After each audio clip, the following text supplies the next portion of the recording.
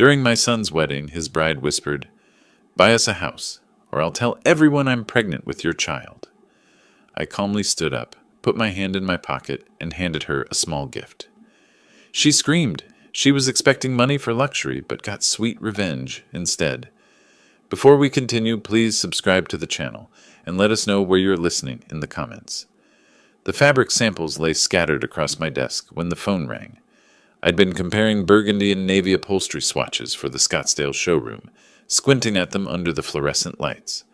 Thursday afternoon, the kind of quiet February day where business hums along without crisis. Dad, are you sitting down?" Kevin's voice hit me like electricity. My son didn't call during work hours unless something had happened. "What's wrong?" I straightened in my chair, already running through possibilities. Accident, job loss, health crisis. Nothing's wrong. Everything's perfect. His words tumbled over each other, breathless. "Jessica's pregnant. We're getting married. 2 weeks from Saturday. I know it's fast, but when you know, right?" The samples slipped from my fingers. "Kevin." My son, who'd stumbled through 3 failed engagements in his 20s, who'd spent the last 5 years avoiding commitment entirely. Pregnant. Married. "Kevin, that's—" I searched for words that felt genuine. "That's wonderful. I'm happy for you. I want you to meet her properly. Tonight, maybe. Can we come for dinner?" I glanced at my watch. 3:15. "Absolutely. 7 o'clock." After he hung up, I sat back in my leather chair and stared at the ceiling tiles. Kevin hadn't mentioned Jessica before last month. Now she was pregnant, and they were planning a wedding. The timeline felt compressed, rushed, but maybe that was just my old-fashioned sensibility. My late wife Anne and I had dated for 3 years before marrying. Different generation, different rules. I wanted this to work for him. I wanted it badly. The market on Camelback had decent steaks. I selected 2 ribeyes and a New York strip, grabbed asparagus and baby potatoes. Wine, I chose a Napa Cabernet, nothing too expensive but respectable. At home, I set the dining room table with Anne's china, the ivory plates with the delicate gold rim she'd received from her grandmother. If Kevin was starting a family, this moment deserved acknowledgement. Tradition mattered. They arrived exactly at 7. Kevin came through the door with that nervous energy I remembered from his childhood piano recitals, practically vibrating. The woman beside him moved differently. Smooth, controlled, her heels clicking against my tile entryway with purpose. "Dad, this is Jessica." She was striking. Dark hair pulled back in a sleek ponytail, designer dress that probably cost more than my monthly utility bill. Her handshake was firm, almost aggressive, and her smile stayed fixed on her mouth without reaching her eyes. "Charles, Kevin talks about you constantly." Her gaze swept past me, cataloging the living room, the furniture, the art on the walls. "What a lovely home." "Thank you. Please come in. Dinner's almost ready." Kevin hovered beside her like a satellite, watching her reactions. I led them to the dining room, where Jessica's attention immediately locked onto the china cabinet. "Interesting pieces. Are these antiques?" She moved closer to the cabinet, phone already in her hand. "Do you mind if I take a few photos? I love vintage design." Before I could answer, she was snapping pictures of the credenza, the grandfather clock in the corner, the cabinet itself. Kevin jumped in. "Jess is really into interior design. She's got amazing taste." "I'm sure she does." I headed to the kitchen, grateful for the excuse to move. Something in her tone when she said antiques hadn't sounded like admiration. It sounded like appraisal. Dinner started pleasantly enough. Kevin asked about the business, updating me on his work in commercial real estate, but Jessica dominated the conversation with surgical precision. 4 stores, Kevin mentioned. That must generate significant revenue. She cut into her steak, eyes on me. "What's the annual take for something like that?" "It varies. Economy affects furniture sales more than people realize." I kept my voice light, businesslike. "But you must do well. This neighborhood, the house, the business." She gestured with her fork. "You've built something substantial." Kevin shifted in his seat. "Dad worked incredibly hard. Built it from a single storefront." "Very impressive." Jessica sipped her wine. "We drove through Paradise Valley yesterday. Those estates are breathtaking. That's where I picture raising a family. Good schools, safe neighborhoods. Important for children, don't you think?" The implication hung between us like smoke. Kevin focused on his plate, cutting his meat into smaller and smaller pieces. Paradise Valley is expensive, I said carefully. Of course, but you can't put a price on a grandchild's future. Her hand covered Kevin's on the table. We're still figuring out our housing situation. My current rental is impossible. The landlord refuses to make basic repairs. With a baby coming, we need proper space. Kevin finally spoke. We're looking at places, Dad. Nothing fancy yet. Nothing fancy, but something safe. Jessica's smile widened. Kevin tells me you're very generous with family. That's rare these days. I took a long drink of water, buying time. Every instinct I'd honed over 40 years in business was firing warnings. These weren't casual dinner questions. She was establishing needs, testing responses, calculating possibilities. The rest of the meal passed in similar fashion. Jessica commented on the furniture, then asked what pieces cost. She mentioned her student loans, then wondered aloud how Kevin's family handled financial planning. She complimented the house, then noted how much upkeep older homes required. Kevin barely spoke. When he did, it was to soften her edges. What Jessica means is, or she's just excited about the wedding. When they finally left around 10:30, Jessica hugged me at the door. She leaned in close, her perfume overwhelming, and whispered, "Thank you for being so understanding. Kevin talks about your generosity all the time. We're lucky to have you." Kevin's hug was quick, distracted. He seemed eager to leave. I stood in the doorway watching their taillights disappear down the street. Jessica's head was already bent over her phone, illuminated by the screen's glow. Inside, I cleared the table slowly, rinsing Anne's china by hand, though the dishwasher would have been easier. My hands moved through the routine while my mind replayed the evening, the way Jessica photographed my home without asking, the pointed questions about money, about real estate, about my generosity. Kevin's silence, his hunched shoulders, the way he avoided my eyes. I told myself it was nerves, wedding stress. But my gut, the same instinct that had saved me from disastrous business partnerships, from bad investments, from deals that looked perfect on paper but felt wrong, was screaming. Something about her eyes when she looked around my home. She wasn't seeing a family house where her child's grandfather lived. She was doing math. I woke at 6 Friday morning after 3 hours of fractured sleep. Every time I drifted off, I saw Jessica's face across my dining table, heard her voice asking about revenue and real estate.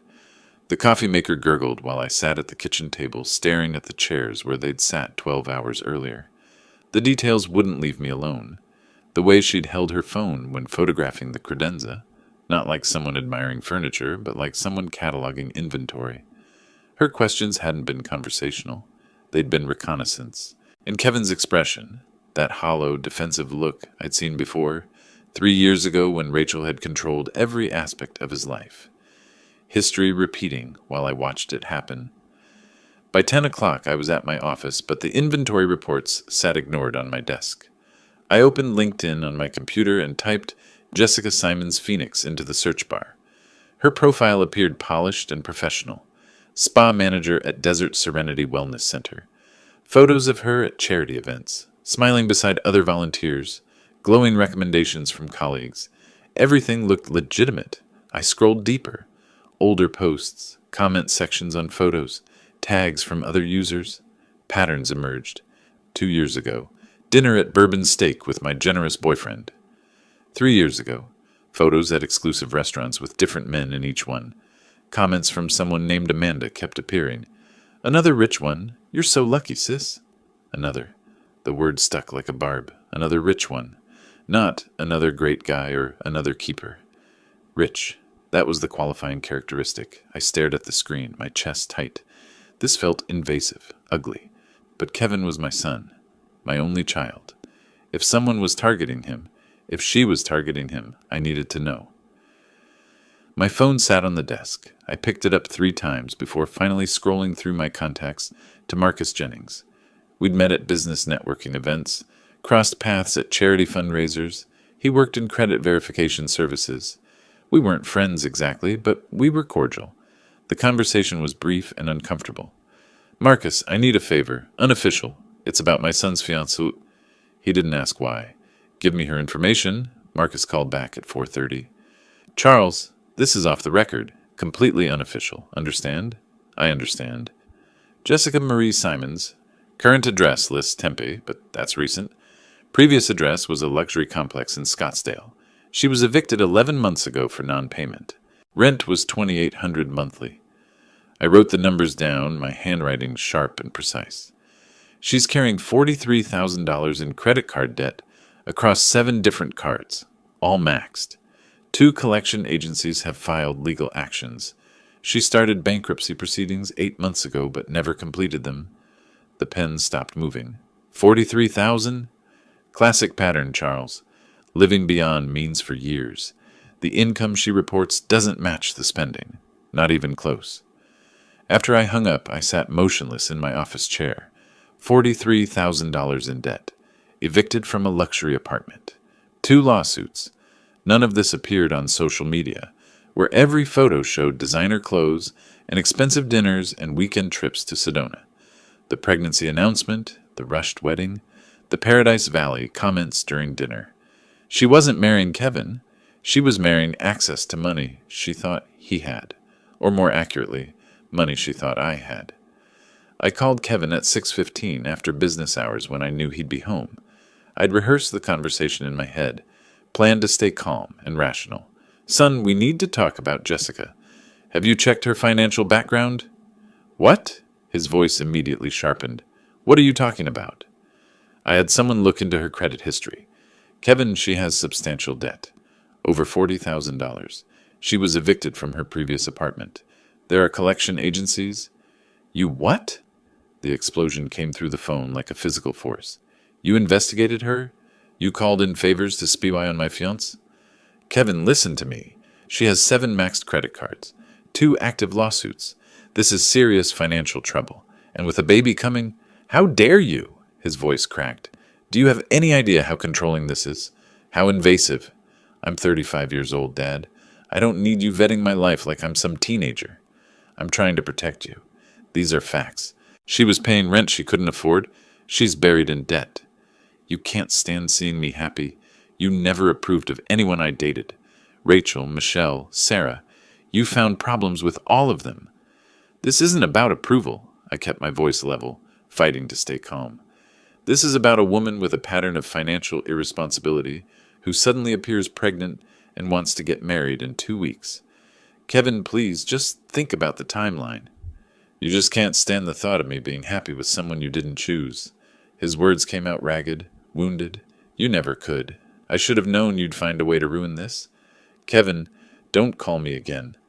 The line went dead. I sat there with the phone in my hand, staring at the darkened screen. Outside my office window, the Phoenix sunset painted the sky, orange and purple, beautiful and meaningless. I pulled up Jessica's Instagram again on my computer. Every photo showed luxury, designer handbags, expensive restaurants, weekend trips to California wine country, spa days, jewelry. None of it matched a spa manager's salary. None of it made sense unless someone else was paying, or unless she was hunting for someone who would pay. The pregnancy test could be real or manufactured. The rushed wedding ensured minimal time for questions. The Paradise Valley comments were anchors, establishing expensive expectations early. Kevin's defensiveness kept interference minimal. She'd done this before. Amanda's comment proved it. Another rich one. I opened my desk drawer and pulled out a legal pad, something I did when problems needed solving. At the top of the page I wrote, Jessica Simons, what I know. The list grew. Debt amounts, eviction date, the timing of her relationship with Kevin, every pointed question from last night's dinner. When I finished, 3 pages were covered in notes. Kevin wouldn't listen. That was clear. He'd chosen his side, and it wasn't mine. Which meant I had 2 weeks before the wedding. 2 weeks to find proof she was targeting him. 2 weeks to stop this before she destroyed my son. I clicked back to her Instagram, studying each photo with new eyes. Somewhere in this carefully curated performance was the truth. Somewhere was evidence. I just had to find it. A week had passed since Kevin hung up on me. 7 days of silence that felt like months. I'd left voicemails, 8 of them. The first 2 were calm, rational explanations of the credit report, By the fourth, I was pleading. By the seventh, I stopped trying to sound composed. None were returned. Thursday afternoon, I drove past Kevin's apartment in Tempe. Jessica's white BMW sat in his parking spot like a territorial marker. I circled the block twice before forcing myself to leave. Marcus called Wednesday with more information, his voice reluctant. Charles, I shouldn't tell you this, but Kevin maxed out his savings account. $47,000. Gone. For the wedding? That's not all. He took out a personal loan. $35,000 at 18% interest. Just for the reception venue. I sat in my office holding the phone long after Marcus hung up. $82,000. Kevin's entire safety net, plus debt that would take years to clear, for a wedding that would last 4 hours. The invitation arrived in Saturday's mail. Heavy cardstock, embossed lettering, my name in elegant script. The Phoenician Resort, Scottsdale. Ceremony at noon, February 22nd. I searched the venue online. Their wedding packages started at $80,000. Premium upgrades, the kind Jessica would demand, pushed costs well past 6 figures. The math wouldn't work. Kevin's salary, his savings, the loan, none of it covered what I was seeing. Someone had guaranteed additional expenses. Monday morning, I called the resort's events coordinator, my voice casual. I'm inquiring about availability for my daughter's wedding. What does the Powell ceremony on the 22nd include? The woman's enthusiasm poured through the phone. Oh, the Powell wedding is beautiful. Premium everything. Open bar with top-shelf selections. Live orchestra. Imported French roses. Chef's tasting menu for 200 guests. They spared no expense. I thanked her and ended the call, my stomach hollow. Kevin was drowning and Jessica was piling stones in his pockets. That night, I sat at my kitchen table, typing messages to Kevin on my phone. Deleting them. Typing again. Deleting. Son, please call me back. Delete. Kevin, I'm worried about your finances. Delete. I love you and I'm sorry. Delete. Everything sounded either controlling or pathetic. I sent nothing. Wednesday afternoon, my phone buzzed with a text from an unknown number. Charles, it's Jessica. We need to talk privately before the ceremony. It's important, for Kevin's sake. Can we meet? I stared at the message for 10 minutes, reading it over and over. She was making a move, but toward what? My instinct, the same sense that had kept me from ruinous business deals for 40 years, screamed that this was negotiation, not reconciliation. I typed, when and where? Her response came within seconds. Tomorrow evening, your house? Kevin thinks I'm at my bachelorette dinner. 7 p.m. Thursday morning, I drove to an electronics store on Bell Road. The clerk was young, enthusiastic about the products arranged on gleaming shelves. I need a recording device for business meetings, I told him. He showed me a unit the size of a USB drive. This model is excellent. 20 hours of battery. Voice activated, so it only records when someone's talking. Clear audio up to 15 feet. Is it legal? For recording conversations? In Arizona, absolutely. One-party consent state. As long as you're part of the conversation, you can record it. I bought it immediately. In my car, I researched Arizona's recording laws on my phone. The clerk was right. One-party consent. Legal to record conversations I participated in without informing the other party. I practiced activating the device. A simple button on the side, a single red blink, then darkness. I drove home and tested it, recording myself reading the newspaper aloud, playing it back. My voice sounded strange and distant, but every word was intelligible. Whatever Jessica wanted, I'd have proof. Friday evening at 7 o'clock, I watched through my front window as Jessica's BMW pulled into my driveway. She stepped out wearing a soft pink sweater, her makeup understated, hair loose around her shoulders. She looked young, vulnerable, every detail calculated to project innocence. I activated the recorder in my jacket pocket before opening the door. The red light blinked once. Charles, thank you for seeing me. Her smile was apologetic, practiced. I know things have been tense. I led her to the living room. She settled onto the couch, accepted a glass of water, and her expression turned gentle. I owe you an apology. I was pushy at dinner. Wedding stress, you understand? I didn't mean to come across as materialistic. I watched her performance, recognizing the technique. Soften the target before the real request. I'd seen it in business negotiations dozens of times. Kevin loves you so much, she continued. This distance between you is killing him. I wanted to fix things before the wedding. Can we start over? Her eyes were wide, sincere, perfectly practiced. If I didn't know what I knew, I might have believed her. I appreciate you coming, Jessica. I want Kevin to be happy. She smiled, relief flooding her features. Then carefully, there is one small thing. Kevin's been stressed about money. The wedding costs more than we planned. She paused, letting silence do its work. I said nothing. I wondered if you might help with our housing situation after the wedding, just temporarily, until we get settled. The test. Probing my willingness to provide money, measuring my resistance. We can discuss that after you're married, I said carefully. Let's focus on the wedding first. Her smile tightened. Not the answer she wanted, but she nodded and left 15 minutes later. After her taillights disappeared down the street, I sat in my darkened living room and played back the recording. Her voice emerged crystal clear, every inflection captured. Tomorrow was the wedding. Whatever Jessica really wanted, she'd ask for it then, and I'd be ready. Saturday morning arrived cold and bright. I'd slept 3 hours, spent the rest pacing my bedroom, running through scenarios. None prepared me for what was coming. The Phoenician resort spread across the base of Camelback Mountain like a palace. I pulled into the circular drive at 10 o'clock, watching valets in crisp uniforms rush toward arriving cars. Money radiated from every detail: the spotless pavement, the towering palms, the marble columns framing the entrance. Ice sculptures flanked the doorway, massive swans that must have cost thousands. Floral arrangements 12 feet tall lined the walkway, white roses and orchids arranged in cascading waves. I mentally calculated 5,000 for flowers alone, possibly more. Kevin's friends were arriving, women in designer cocktail dresses, men in expensive suits. I recognized a few faces from his college years. They looked successful, established, the kind of crowd Jessica would want as witnesses to her triumph. I touched my jacket pocket, feeling the recorder's small weight. My phone buzzed. Guest lounge, second floor, east wing. 11 a.m., alone. I walked through the venue toward the ceremony space.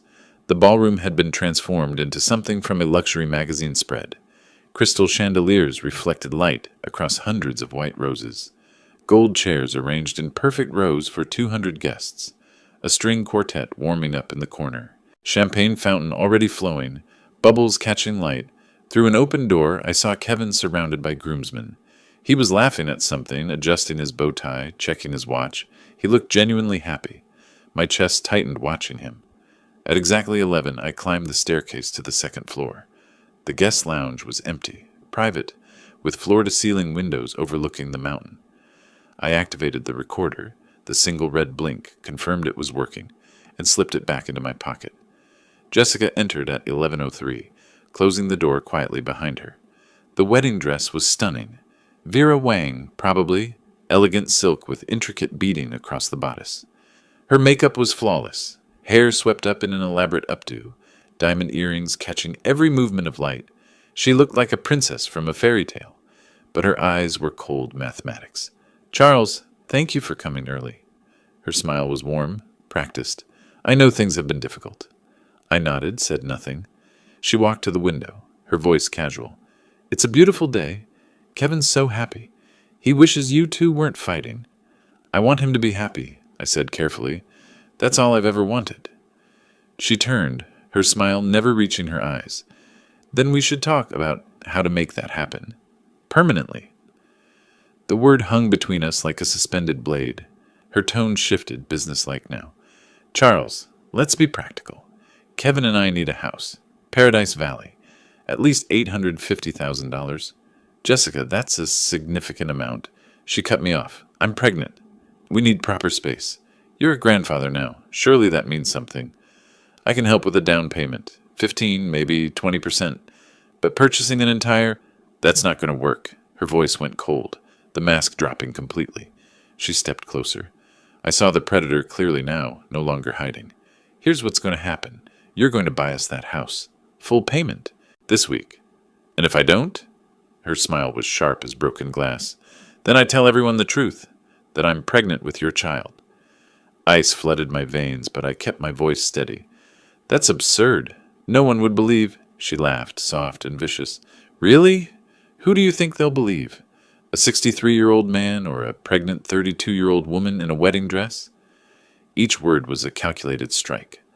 I'll tell them you tried to seduce me at that first dinner, that you've been sending me inappropriate messages for weeks, that when I rejected you, you tried to sabotage our wedding with fake financial reports. My hands clenched into fists at my sides. Kevin will never speak to you again. Your business reputation destroyed. Everyone loves a scandal. Furniture magnate preys on son's pregnant fiancé. That's front page material. She paused, letting it sink in. Or you buy us a house, play the generous grandfather, and everyone's happy. Your choice. You have 60 seconds. The silence stretched thick and suffocating. I stood motionless. 3 seconds. 4. 5. Processing shock, fury, the calculated cruelty of her entire plan. Then I spoke, my voice quiet and level. Jessica, you just made the biggest mistake of your life. Her smile faltered slightly. Excuse me? I reached into my pocket and pulled out the small recording device, held it up. The red recording light blinked steadily. Jessica's face drained of color, white as her wedding dress. What is that? Every word, from the moment you walked in. She lunged forward, grabbing for the device, her voice rising to a shriek. Give me that! You can't! That's illegal! I pulled back, stepped toward the door. Arizona is a one-party consent state, completely legal. You recorded me? You set me up? I opened the door. Jessica followed, still grabbing at my arm, her composure shattered. I walked quickly down the stairs toward the ceremony hall. Her screams followed me. Charles, wait! Please! We can work this out. I didn't mean... Guests in the foyer turned, staring. I didn't stop. I entered the ballroom and walked straight to the sound technician near the string quartet. Connect this to your system. Play it now. The technician looked confused. Sir, the ceremony's about to... Do it.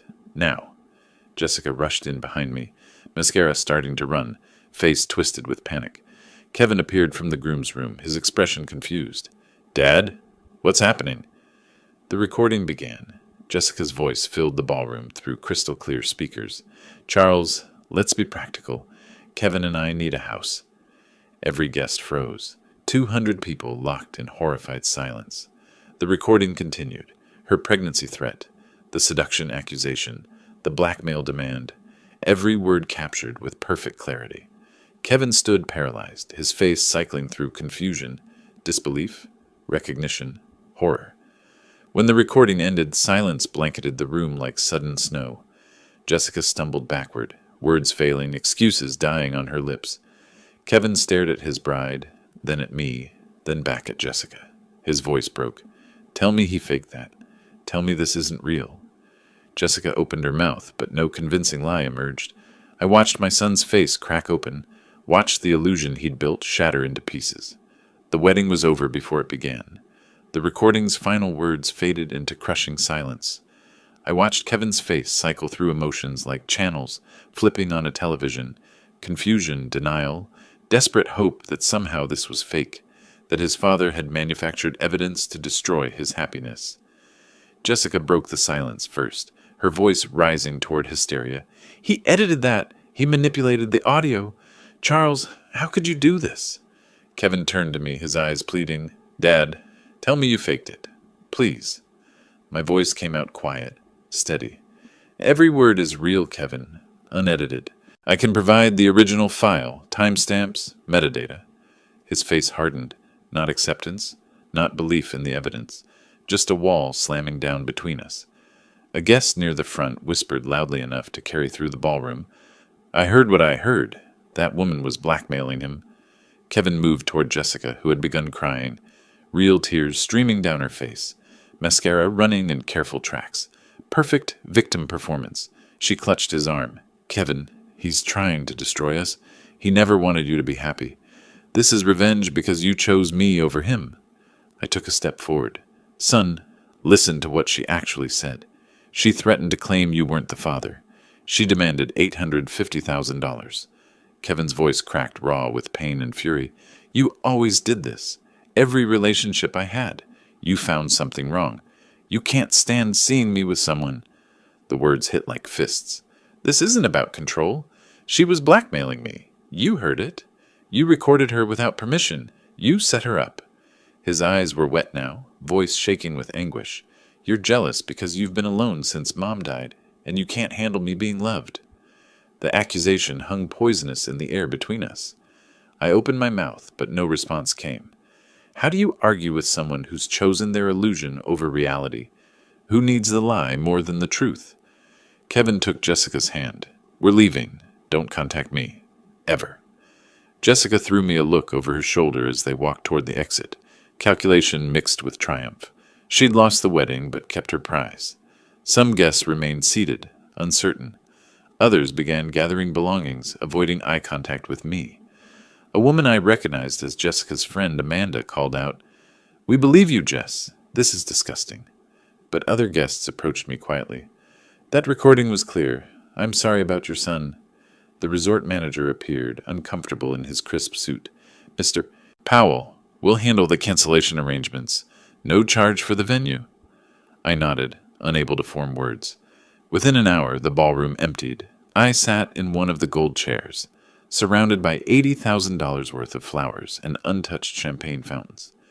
My phone vibrated constantly. Texts from friends, family, people who were there. I didn't read them. A waiter approached nervously. "Sir, can I bring you anything?" I shook my head. He retreated, leaving me alone in the wedding that wasn't. I drove home in a fog, the afternoon heat shimmering off the asphalt in waves. My house felt enormous and empty when I entered, Anne's absence sharp as broken glass even after 3 years.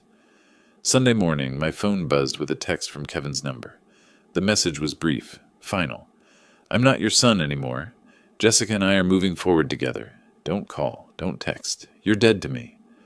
I read it 3 times. Each word felt permanent, carved in stone. Sunday afternoon, a friend forwarded me Jessica's Instagram post. The photo showed her in casual clothes, eyes red from crying, no makeup, calculated authenticity. The caption read, "Heartbroken doesn't begin to cover it. Kevin's father sabotaged our wedding because he couldn't accept someone loving his son. He recorded a private conversation, edited it to make me look terrible, and destroyed the happiest day of my life. To everyone asking, yes, Kevin and I are staying together. Real love survives attacks." The post had 347 likes, 89 supportive comments. I saw names I recognized, mutual acquaintances, business contacts, people who should know better. Some comments were different. I was there. That recording sounded pretty clear to me. But they were buried under Jessica's supporters. I set my phone down and didn't pick it up again for hours. Monday morning, I sat across from Richard Clark in his downtown Phoenix office. He was 58, gray suit, calculating eyes that had seen every kind of family disaster. He'd listened to the recording twice, taken notes, and now delivered his assessment. The recording is completely legal. Arizona's one-party consent law is clear. But, I waited through the pause, she can still sue you.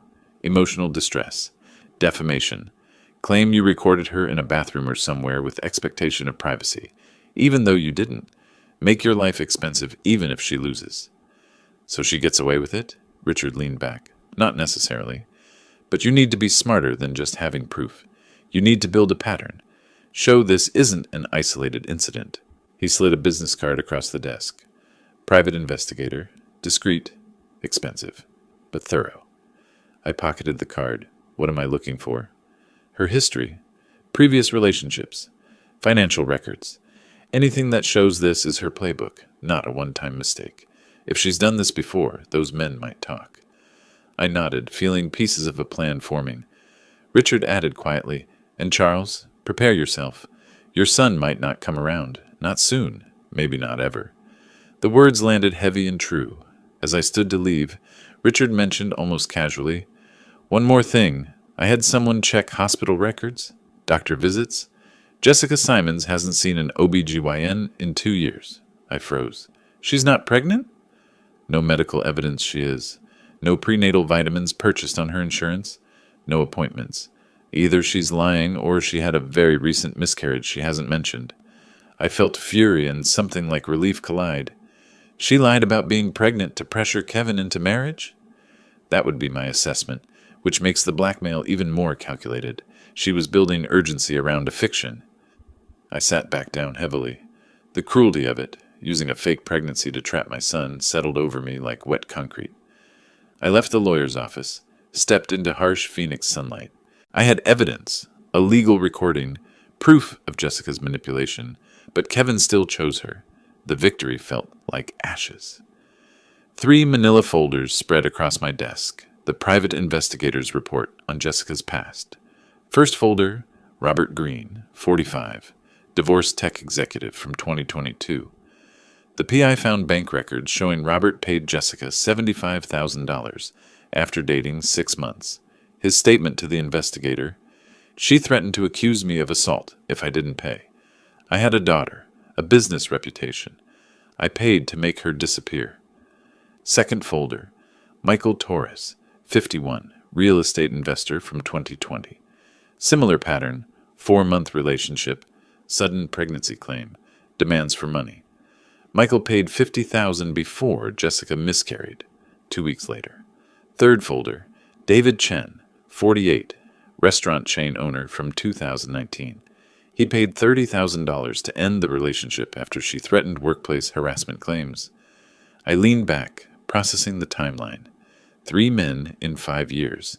$155,000 extracted through threats. Each relationship followed identical beats: charm offensive, rapid escalation, pregnancy or assault claim, payment, disappearance. The PI's notes included one chilling line: subject displays textbook predatory financial behavior. Targets men 15 to 20 years older, established wealth, family reputation to protect. Kevin fit the profile perfectly, not wealthy himself, but with a father who was. I felt sick recognizing how calculated it had been. Jessica hadn't fallen for Kevin. She'd researched him like a business investment. Wednesday afternoon, I was at my flagship furniture store reviewing inventory when my assistant approached. "Someone here to see you. Says it's personal." A woman stood near the entrance. Early 60s, gray hair and a neat bob, wearing simple slacks and a cardigan. A library book tucked under her arm. Her face was tired, kind with Jessica's cheekbones, but none of her hardness. She extended her hand. "Mr. Powell, I'm Barbara Collins, Jessica's mother. Could we speak privately?" My first instinct was suspicion. Another manipulation? But her eyes were direct, sad, genuine. I led her to my office and closed the door. Barbara sat, took a breath. "I owe you an apology, and possibly an explanation." She spoke carefully, like each word cost something. "I saw what happened at the wedding. A friend sent me the video someone posted online." I winced. I hadn't known there was video. I've watched my daughter manipulate people since she was 16. Boyfriends, employers, even me. She stole $12,000 from my savings 3 years ago. I reported it to police, then dropped charges when she cried and promised to change. Her voice didn't waver. "She's done this before. Other men. I didn't know the details, but I knew the pattern. She'd date someone wealthy. The relationship would end abruptly. Suddenly she'd have new furniture, a new car, expensive trips." "Why are you telling me this?" I asked. Barbara met my eyes. "Because you tried to protect your son and he rejected you for it. I know that pain. Jessica pushed me away years ago. The only time she contacts me is when she needs money or an alibi." She paused. "And because she's planning something else. I saw her text conversation with her sister Amanda." I sat forward. "What kind of conversation?" Barbara pulled out her phone, opened screenshots. "Amanda left her phone at my house last month. I looked. I know it's wrong, but I needed to know what Jessica was doing." She handed me the phone. The text thread between Jessica and Amanda read like a criminal blueprint. "Jessica, Kevin's broke now, but his dad's loaded. The recording is a problem, but I can work around it. Get Kevin to sue Charles for emotional damages. Split whatever we win." Amanda: "You think Kevin will sue his own dad?" Jessica: "He'll do whatever I tell him. He's already isolated from everyone but me. Give it 2 months, then I'll suggest he deserves compensation for childhood trauma or something. Make it about therapy costs." I read it twice, feeling cold fury build. I looked up at Barbara. "You're giving this to me. Why?" Her voice was quiet. "Because I failed as a mother somewhere. I don't know where or when, but I created this. and I can't watch her destroy more lives. This is your daughter. Yes, and I love her, but I also know she won't stop unless someone stops her. You have resources to fight back. Kevin's in danger, even if he doesn't see it yet. She added, there's more. Email threads where Jessica discusses targets. A spreadsheet of men she researched, including income estimates. She treated your son like a business acquisition. I felt something shift inside me. Not just anger, but strategy forming. Barbara visited again Thursday morning at a coffee shop I suggested. Neutral ground. She brought more evidence. Printouts of Jessica's social media from years ago. Deleted posts bragging about landing wealthy men. We sat for 2 hours, Barbara filling in gaps the PI couldn't access. I found myself talking about Kevin's childhood, my late wife, how hard I tried after she died. Barbara listened, shared her own story. Husband left when Jessica was 10. She raised both daughters alone on a librarian's salary. Jessica always wanted what we couldn't afford, Barbara said. I thought it was normal kid stuff. By the time I realized it was something else, it was too late. The conversation shifted from evidence to something more personal. 2 parents wounded by their children. Over the next week, Charles and Barbara met 3 more times. Initially to discuss strategy, share information, plan legal moves. But the conversations drifted. Books we'd read, Phoenix's relentless heat, the loneliness of empty houses. I noticed Barbara's careful intelligence, her quiet humor, the way she listened completely. She noticed my fairness, my restraint, despite having weapons to destroy Jessica legally. Neither of us named what was happening, but something was. A recognition, comfort in shared damage. Friday afternoon, Barbara emailed me a file, Jessica's project spreadsheet. I opened it, felt my blood pressure spike. Column headers, name, age, net worth, STC, vulnerabilities, timeline, expected yield. Kevin Powell, 35, 85K salary, but father owns $4 business. Father guilt, isolated, desperate to prove independence. 6 to 8 months, 500K, 1 9 other names were listed above Kevin's, dates going back to 2018. Most had notes. Completed 75K, completed 50K, failed, too smart, failed, had prenup. I forwarded the file to Richard immediately. This wasn't just evidence. It was a confession. Barbara and I met at the coffee shop again Friday evening. I slid my laptop across the table, showed her Richard's response. This changes everything. We can pursue fraud charges, but we need to be strategic about when we reveal this. Barbara nodded slowly. What's the goal? Protecting Kevin or punishing Jessica? I considered. Both. But protecting Kevin comes first, even if he hates me for it. Barbara's hand rested briefly on the table near mine. Then we do this carefully. Together. The word together sat between us, meaning more than strategy.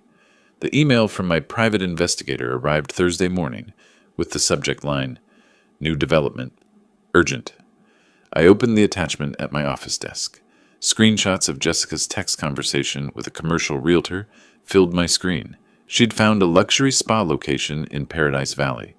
Monthly rent, $15,000. Her pitch to Kevin emerged through the messages.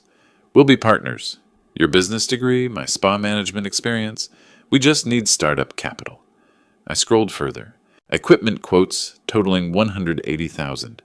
Renovation estimates of $120,000.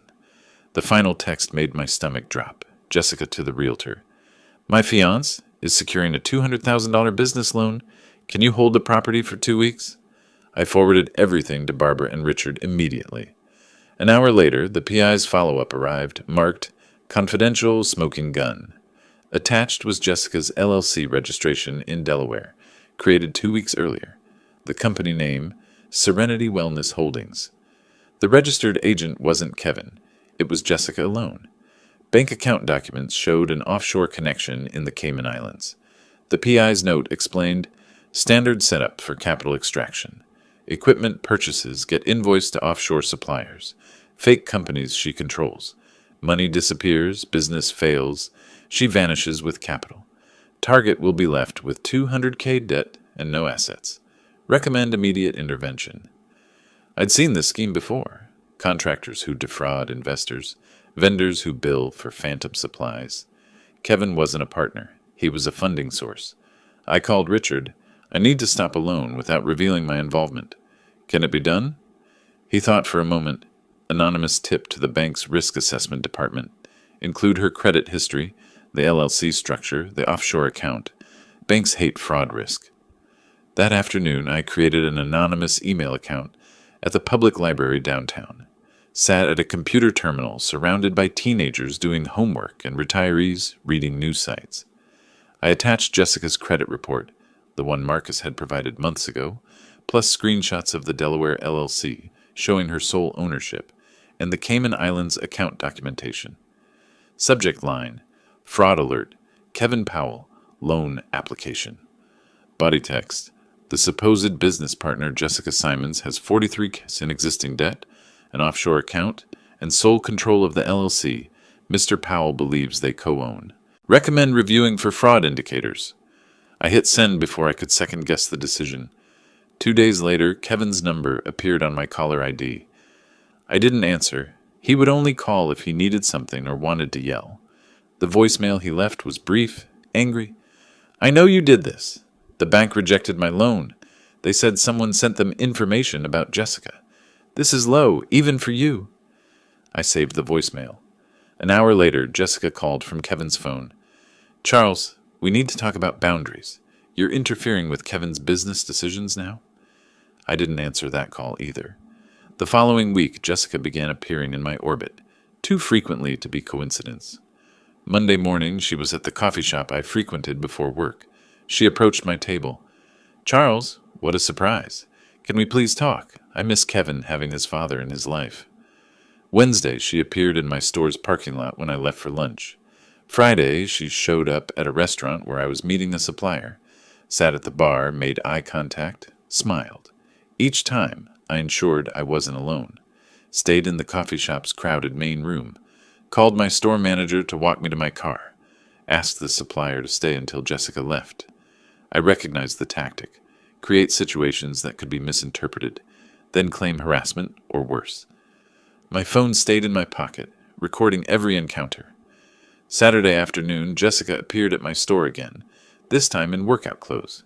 Tight, strategic. She waited until other customers left and approached my desk. I wanted to apologize, privately. Can we talk in your office? I stood but didn't move toward the office. Anything you need to say can be said here. My assistant is right there. I gestured to Sarah, my store manager, watching from 10 feet away. Jessica's voice dropped, intimate. I think we got off on the wrong foot. I understand why you were protective. Maybe we could start over, just you and me? Her hand moved toward my arm. I stepped back. Sarah, could you join us, please? Jessica was just leaving. That evening, I met Barbara at the Phoenix Art Museum, our fourth date, though neither of us had called it that. We walked through the contemporary wing, discussing a sculpture that reminded Barbara of a book she was reading. I found myself smiling genuinely, something I hadn't done since before Kevin's engagement. Over wine afterward, I told her about Jessica's attempts to corner me alone. Barbara's face tightened. She's setting a trap. Classic Jessica. Create a situation where it's your word against hers. I know. I'm documenting everything. Never alone. Always recording. She touched my hand. I hate that you have to live like that. But I'm glad you're being careful. The touch lingered longer than necessary. Both of us noticed. Neither pulled away. Over the next 2 weeks, Barbara and I fell into a rhythm. Coffee twice a week, dinner on weekends, long phone conversations about everything except our children. Barbara introduced me to contemporary fiction I'd never have read. I discovered I liked it. I took her to a symphony at the Scottsdale Center for the Performing Arts. She cried during the Brahms. One evening at her townhouse, reviewing legal documents became background noise to conversation about our lives before the damage. I talked about my late wife, 8 years gone, how I'd stopped living and just maintained. Barbara shared about her ex-husband, the loneliness of raising difficult daughters alone. Neither of us said, I'm falling for you, but both knew. Late one night, I sat in my home office staring at the framed photo of Kevin from his high school graduation. My phone buzzed, another blocked call, probably Jessica. I thought about the PI reports, the bank intervention, the careful documentation of Jessica's seduction attempts. I was protecting my son, but Kevin saw it as warfare. The question gnawed. Was I helping or just punishing? Barbara's text arrived. Stop overthinking. You're doing what's necessary. Get some sleep. Sunday morning, Barbara and I met at our regular coffee shop. A corner table had become ours. She slid her phone across. Amanda posted this yesterday. Read the comments. The Instagram post showed Jessica and Kevin apartment hunting. Caption, New beginnings despite obstacles. Comments from Jessica's friends. Your future FIL is crazy. Can't believe he's still harassing you. Have you considered a restraining order? I felt public opinion shifting against me. Barbara, she's building a narrative, preparing for something bigger than seduction attempts. I met her eyes. Let her come. Richard has everything documented. We're ready. The certified mail arrived at 9 a.m. on a Tuesday. I signed for it in my driveway, recognized the law firm letterhead immediately. Civil complaint, Jessica Simons and Kevin Powell versus Charles Powell. I read standing there, April sun already hot on my shoulders. The claims, intentional infliction of emotional distress, defamation, interference with business relations, damages sought, $500,000. The narrative Jessica's lawyers constructed was polished. Defendant, motivated by jealousy and desire to control his adult son, fabricated audio recordings, sabotaged business opportunities, and publicly humiliated plaintiffs at their wedding ceremony. I read it twice, feeling cold fury build. That afternoon, I sat across from Richard in his downtown office. He'd already reviewed the complaint, made notes in red ink across every page. This is aggressive but sloppy, he said, tapping paragraph 3. They're claiming the recording was fabricated. We have metadata, timestamps, audio forensic analysis proving authenticity. He flipped to page 5. They claim you sabotaged business opportunities. They'd have to prove you were involved in the bank's decision. Anonymous tip means no proof. Can they win? Richard leaned back. Win? No. Make it expensive and painful? Absolutely. Discovery will be invasive. Depositions, financial records, witnesses. Jessica's betting you'll settle to avoid the hassle. Not happening. Richard smiled. Sharp. Good. Because I've been preparing our counterclaim. Fraud, attempted extortion, blackmail. We have her previous victims willing to testify. The offshore account. Barbara's evidence. When we're done, Jessica won't be able to run this scheme again. I learned through a mutual business contact that Kevin had been fired, not quit, despite what Jessica's Facebook post claimed. Mark called me reluctantly. Thought you should know. Kevin's been missing deadlines, arguing with everyone. Finally went off on his supervisor last week. They let him go. I tried to process this. Kevin loved that job. Worked there 7 years. Mark continued. He's not himself, Charles. Looks exhausted, lost weight. Whatever's happening with that woman, it's destroying him. I hung up and immediately wrote an email. Son, I heard about your job. Please talk to me. Whatever you need, I'm here. This lawsuit doesn't change that I love you. I sent it to Kevin's personal email, his work email, his phone via text. All bounced back or went unread. Jessica had blocked every channel of communication. Over the next 2 weeks, I wrote physical letters, handwritten on quality paper, each one different, apologizing for the wedding confrontation's public nature while defending the necessity, explaining the evidence I'd found, offering to help financially without conditions, reminiscing about our past together. I mailed them to Kevin's old apartment address. None were returned, but none were answered. I imagined Jessica intercepting them, reading them first, deciding what Kevin saw. The silence was worse than Kevin's anger had been. It meant complete isolation. Barbara called me on a Wednesday evening, voice tight. Amanda just told me Kevin's selling his apartment. I felt the floor drop. That's his only asset. He bought it 5 years ago. Jessica convinced him they need the money for legal fees and living expenses until he finds work. Amanda said Jessica has a real estate agent already lined up. It'll sell fast. Good area. Nice unit. I did quick math. Kevin bought it for $240,000, probably worth $290 now with Phoenix's market. After his existing mortgage, maybe $80,000 in equity. Jessica would burn through that in months, leaving Kevin with nothing. Can I buy it? Through an LLC? Keep Kevin from knowing? Barbara's silence told me she'd already considered and rejected this. Kevin would eventually find out. It would look like more control. I'm sorry. Desperate, I tried video messages to Kevin's phone, recorded myself in my living room, trying to sound calm despite the tremor in my voice. Kevin, I'm not asking you to forgive me. I'm asking you to look at the evidence with clear eyes. Jessica has an offshore account. She's done this to 3 other men. I can prove all of it. Please, just look at what I'm sending you. I attached PDFs, bank records, the PI report, screenshots of Jessica's LLC. The message showed as delivered but never opened. I recorded another. I know you can't hear this. Jessica's blocking everything, but I need you to know I would do it all again. The recording, the bank tip, everything. Because you're my son, and watching you be destroyed would kill me. I didn't send that one. Too raw, too desperate. Late April evening, I sat in my home office surrounded by legal documents and evidence files. My phone showed the lawsuit timeline. Discovery starts in 3 weeks, depositions in 6. Kevin's life was imploding. No job, selling his apartment, drowning in debt, isolated from everyone except his manipulator. My intervention was supposed to protect Kevin. Instead, Kevin was worse off than before, and blamed me for all of it. The question that had haunted me since February surfaced with new force. What if I'm wrong? Not about Jessica. The evidence was overwhelming. But about the method, the public confrontation, the ongoing interference. Maybe some lessons can't be taught, only learned through pain. I drove to Barbara's townhouse without calling ahead. She opened the door, saw my face, and pulled me inside without questions. We sat on her couch, her hand in mine, while I voiced the doubts. Kevin's life is falling apart. Maybe if I'd handled the wedding differently. Private conversation instead of public recording. Maybe if I'd let him take the loan. Learn the hard way when Jessica disappeared. Barbara listened completely before responding. Jessica destroyed 3 other men's lives before Kevin. You had proof she was blackmailing you. What were your options? Pay her. Let her keep extracting money?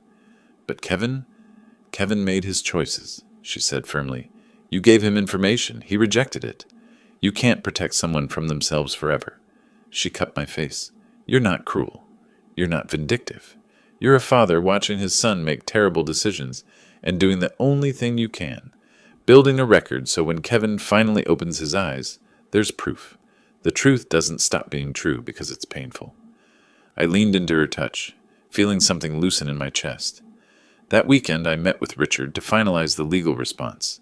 He had prepared 2 versions, defensive and aggressive. Defensive keeps things quiet, Richard explained. Aggressive makes this very public, very ugly. Jessica's previous victims would testify. Her financial schemes get exposed in detail. But Kevin's name is attached to the lawsuit. He'd be dragged through it all. I stared at both documents. My son's signature was on the complaint against me.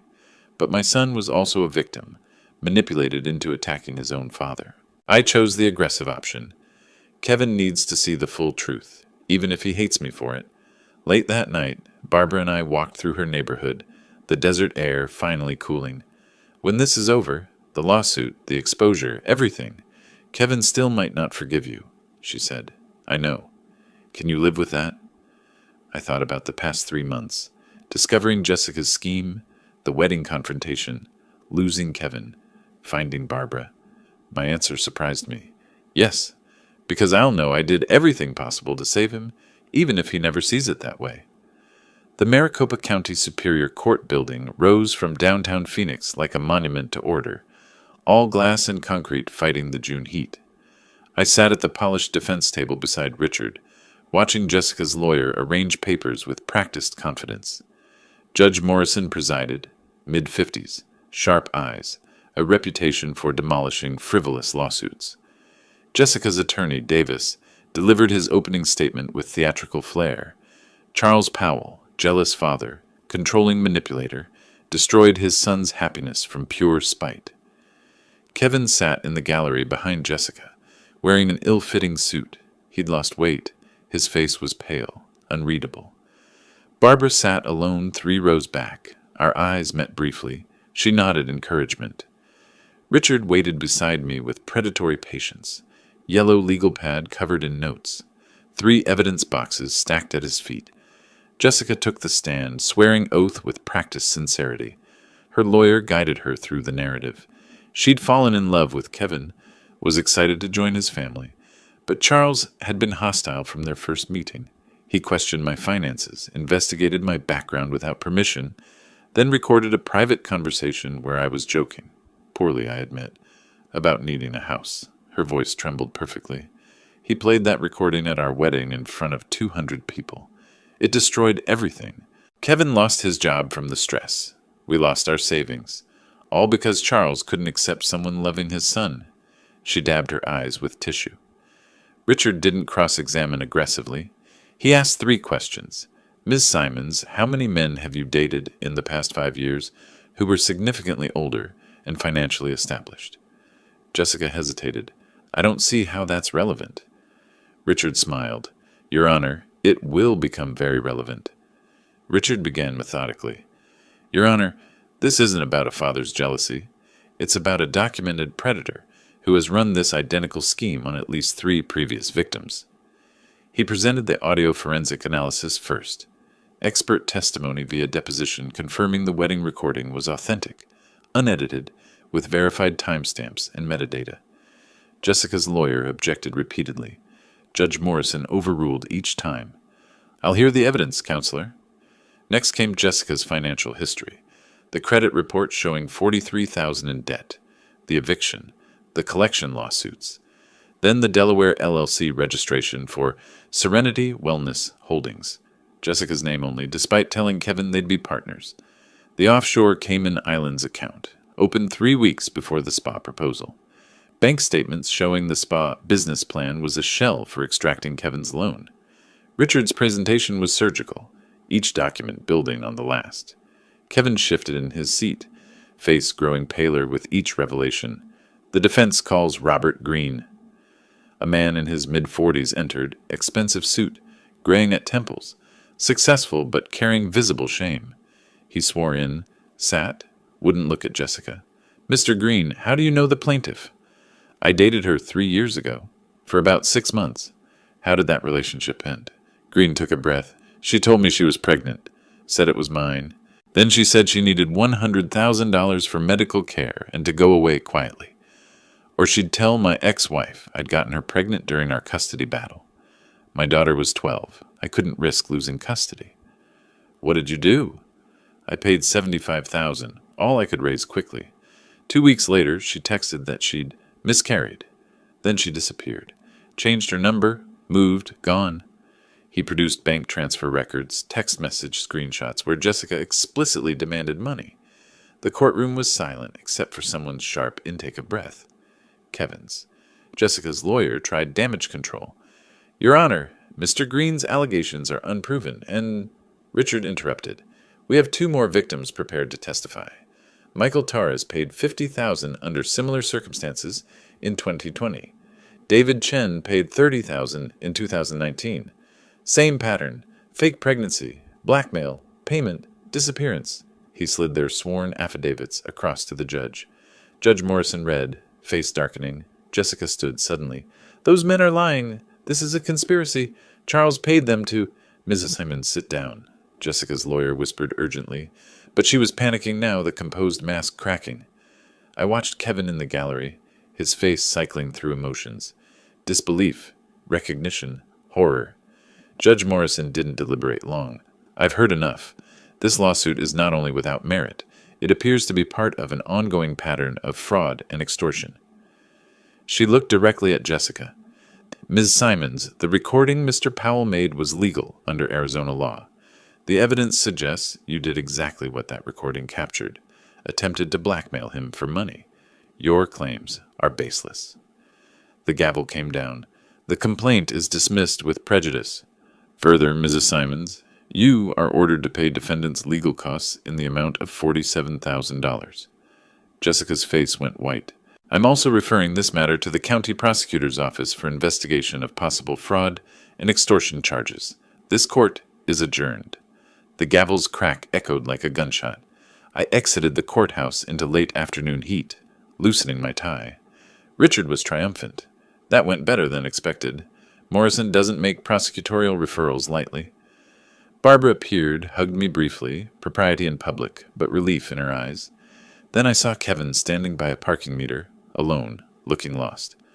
Jessica was 20 feet away, on her phone, back turned, voice rising in argument. I approached Kevin slowly. "Son."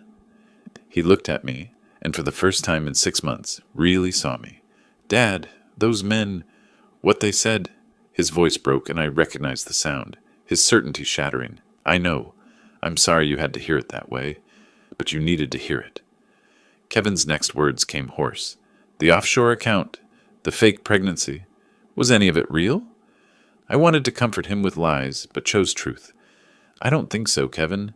The PI found evidence she researched you before you even met. Your income, my business, everything. She chose you deliberately." Kevin sagged against the parking meter. "I quit my job for her, sold my apartment, sued my own father." I moved closer. "I know, and I still love you. That never changed." Kevin looked like he wanted to believe, but couldn't quite reach it yet. Jessica's voice cut across the parking lot. "Kevin, we're leaving. Now." Her tone was sharp, commanding. No more sweet manipulation, just control. Jessica strode over, grabbed Kevin's arm. "Don't listen to him. Your father paid those men to lie. It's all a setup. We can appeal. We can—" Kevin pulled his arm back slowly. First time I'd seen him resist her. "Jessica, they had bank records, text messages. That man was crying on the stand." Jessica's voice went syrupy. "Baby, he was acting. Your father is powerful. He has money. He can make people say anything. We have to stay together. You and me against the world, remember?" Kevin looked between her and me, mind visibly at war. I stayed silent. This had to be Kevin's choice. Finally, Kevin said quietly, "I need to think. I need space." Jessica's face hardened for one unguarded moment. Pure calculation, no love. Then the mask returned. "Of course, baby. Let's go home and talk. Just us." Kevin walked to Jessica's car, movements mechanical. I watched them drive away, Barbara's hand finding mine. Richard approached. "He's wavering. Give it time. Reality doesn't sink in instantly." I nodded, but the hollow feeling remained. I'd proved everything in court, exposed Jessica completely, won the legal battle. But Kevin still drove away with her, and that was the only victory that truly mattered. My phone rang during a furniture delivery review at the store. Mid-July afternoon, Phoenix baking under relentless sun. The PI's voice was urgent. "I've got something. Jessica's been communicating with Brian Miller, Kevin's old business partner." I remembered Brian. Kevin had cut ties 2 years ago over ethical disagreements. "They're planning to forge documents claiming you embezzled money. Kevin invested in your business. Bank transfers, falsified contracts. The works. They're meeting tomorrow night to finalize the forgeries." Cold fury flooded through me. After losing in court, she's going criminal? Desperate people make desperate moves. She's facing $47,000 in judgments, plus possible fraud charges. This is her last play. Send me everything, location, time, the intercepted messages. That evening I sat with Barbara and Richard at my dining table. Laptop open showing Jessica's message thread with Brian. Jessica's text. "The old man has money Kevin technically invested years ago. We can claim he never returned it. Add interest. Make it look like embezzlement. Brian, you keep 30% of whatever we get." Brian's response. "I can create backdated investment agreements, fake bank statements. Meet me at Dominic's Steakhouse tomorrow at 7. Bring cash for the documents." Richard leaned back. "This is conspiracy to commit fraud. If we call the police now, they'd arrest them." I shook my head. Kevin needs to see it himself. Hear it from her own mouth. Otherwise, she'll convince him it was entrapment or I set her up. Barbara touched my hand. "You're going to bring Kevin there. Show him who she really is when she thinks he can't hear." "Exactly? Can you get him there without Jessica knowing?" "Amanda owes me. She's starting to see what Jessica really is. I think she'll help." Next morning, I texted Kevin from a new number. He'd blocked my regular number months ago. "Kevin, it's Dad. Please don't delete this. I need to talk to you. Not about Jessica. About your mother. Something I should have told you years ago. Dominic's Steakhouse tonight at 7. I'll wait 1 hour, please." The mention of his late mother was calculated. Kevin always wondered about details I rarely discussed. 3 hours later, a response. I'll be there. 7:15. If this is a trick, I'm done forever. I coordinated with the restaurant manager, an old customer. I need a private booth with a clear line of sight to table 14, and I need you to seat a specific couple at that table at exactly 7. The manager, sensing the seriousness, agreed. I arrived at 6:45, took a corner booth with high back seats. Could see table 14, but occupants couldn't see me. At 7, Jessica and Brian arrived, were seated at table 14, 20 feet away. Jessica wore business casual, her serious meeting outfit. Brian was mid-40s, slick, briefcase on table. They ordered drinks. Then Brian pulled out folders. I've created everything. Investment contracts from 5 years ago showing Kevin put $85,000 into Powell Furniture. Letters requesting return of capital. Your father ignoring them. Jessica examined the documents, smiling. These look perfect. When Kevin sees these, he'll have to sue again. His father will settle rather than face embezzlement charges. My hands clenched under the table, but I waited. At 7:12, Kevin walked in, scanning the restaurant. I watched Kevin approach the host stand, searching for me. He hadn't seen Jessica and Brian yet. They were engrossed in their conspiracy. I texted Kevin, "Don't come to my table yet. Look right. Table 14. Just listen." Kevin's face showed confusion, then he spotted Jessica. He froze, 20 feet away, partially hidden by a decorative pillar. Jessica's voice carried in the quiet restaurant. Kevin's such an easy mark. He actually believes everything I tell him. I love you, baby. Your father's the enemy. It's pathetic how desperate he is to be loved. Brian laughed. You've milked him for what, 6 months now? No job, no apartment, sold everything? Almost dry. This forgery is the last play. We get Charles to settle for maybe $200,000. I take my cut, pay off those court costs, and disappear. Kevin won't even know I'm gone until the lease on our apartment bounces. What about the kid? Still playing pregnant? Jessica's laugh was cold, empty. Please, there's never been a kid. That idiot believed it without even seeing a test. I watched Kevin's face from across the restaurant. It was the face of someone watching their entire world burn. Kevin's knees buckled slightly. He grabbed the pillar for support. Jessica continued, oblivious. The recording at the wedding was my only mistake. Should have checked for devices, but even after that disaster, Kevin stayed. They always stay longer than you expect. She took a sip of wine. Men like Kevin, desperate for validation, daddy issues, isolated, they're perfect targets.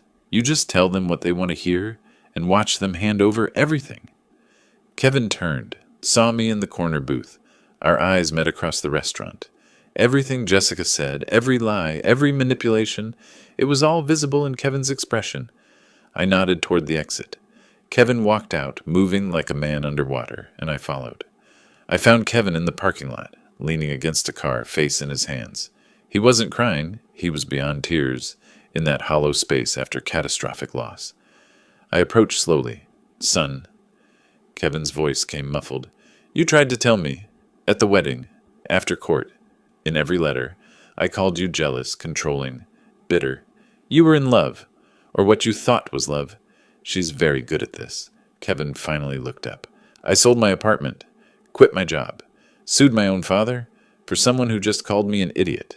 Who was never pregnant. Who was never anything real. I moved closer. You weren't blind, Kevin. You were manipulated by a professional. There's a difference. I lost everything. I have nothing. I am nothing.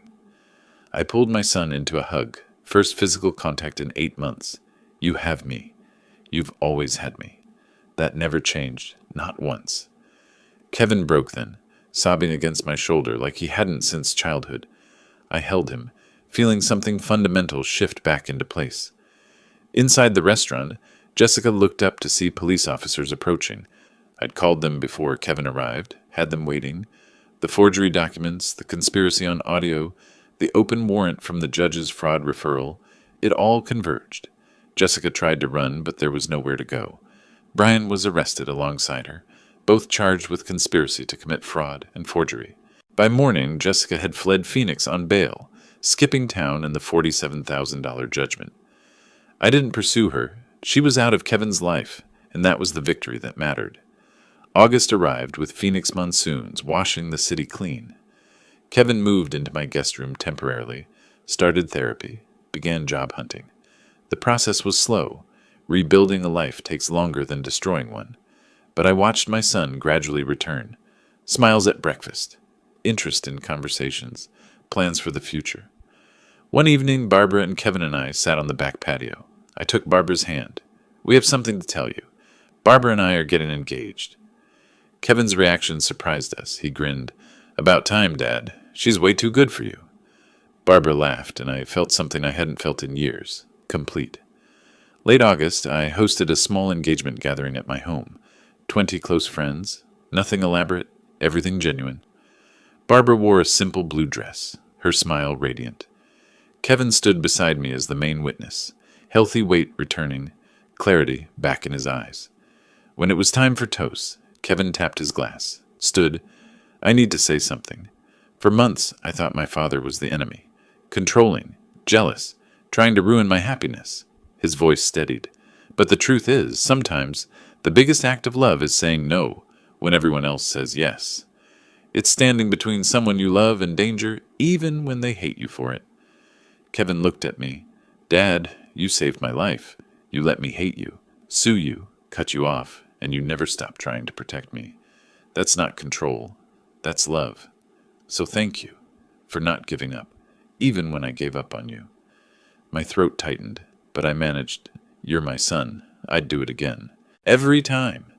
Kevin raised his glass. "To Charles and Barbara, two people who know that real love means telling hard truths and standing firm when everything says to walk away." The small gathering applauded, glasses clinked, and I looked around. My son restored, a woman I loved beside me, a future built on ruins. The revenge wasn't destroying Jessica, it was this, saving Kevin and finding Barbara. That's the victory that matters. If you liked this story, please like this video, subscribe to the channel, and share your impressions of this story in the comments. To listen to the next story, click on the box on the left. Thank you for watching.